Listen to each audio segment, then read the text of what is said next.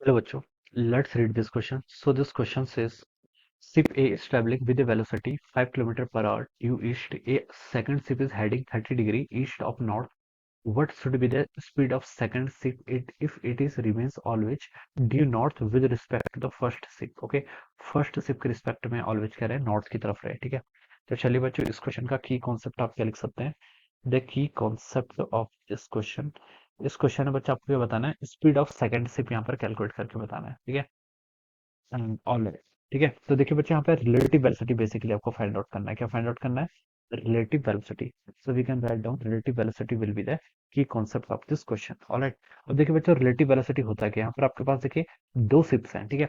Ship A is travelling with velocity due east, ठीक है। ये आपकी मान लीजिए डायरेक्शन देखिए मैं डिफाइन कर लेता हूँ। ये आपका ईस्ट है, ये ईस्ट है, तो ये क्या होगा आपका वेस्ट है। This one is our north and this is south, ये आपका क्या साउथ है, ठीक है। अब देखिए क्वेश्चन में बोल रखा है आपसे कि ship A is moving with velocity 5 kilometre per hour due east, ठीक है। एक ये आपके शिप ए ऐसे मूव कर रही है, ठीक है।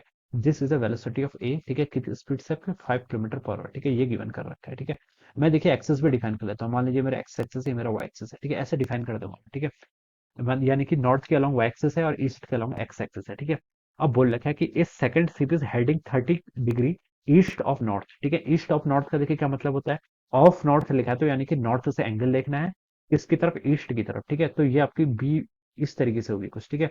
This is the velocity of the ship B, ठीक है। इसका मतलब क्या है, 30 डिग्री ईस्ट ऑफ नॉर्थ, तो नॉर्थ से आप एंगल बनाइए, ठीक है, ईस्ट की तरफ, ठीक है। ये आपका इस तरीके से एंगल होगा। कितना डिग्री देर का? 30 डिग्री देर का, ठीक है।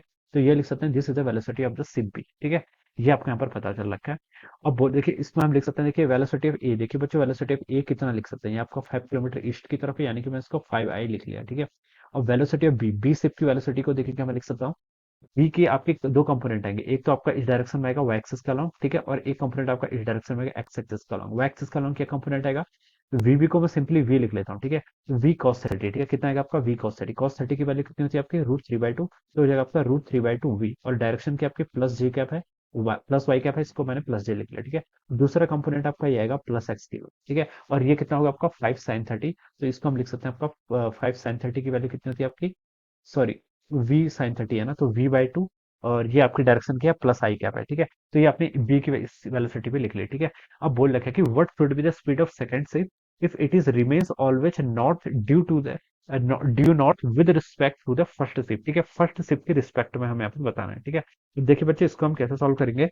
यहाँ पर देखिए हम क्या लिख सकते हैं, with respect to the first ship बोला है, ठीक है।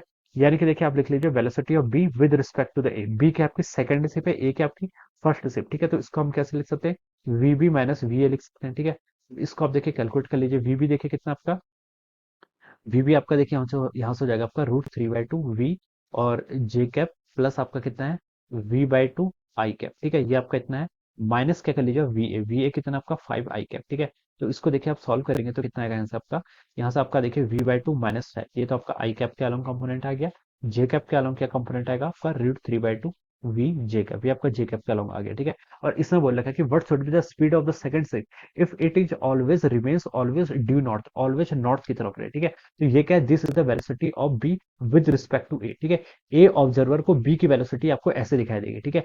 एक्स एक्सिस के अलोंग, यानी कि देखिए ये कंपोनेंट किसकी तरफ है, ईस्ट की तरफ, ये कंपोनेंट किसकी तरफ है, नॉर्थ की तरफ। तो उसने बोला है कि ऑलवेज नॉर्थ की तरफ दिखाई देना चाहिए, यानी कि ये कंपोनेंट आपका ईस्ट की तरफ जीरो जाना चाहिए। तो यहाँ से हम लिख सकते हैं ये जो कॉफिशिएंट है आई कैप का, ये टर्म आपकी जीरो के इक्वल हो जाएगी, ठीक है। और आप यहाँ से वी फाइंड आउट कर सकते हैं, ये कितना हो जाएगा आपका 10 के इक्वल आएगा, यानी कि 10 किलोमीटर पर आवर के इक्वल, ठीक है।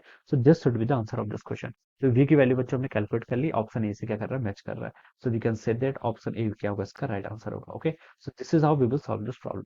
सो I hope you all understood this concept, all the best and thank you so much.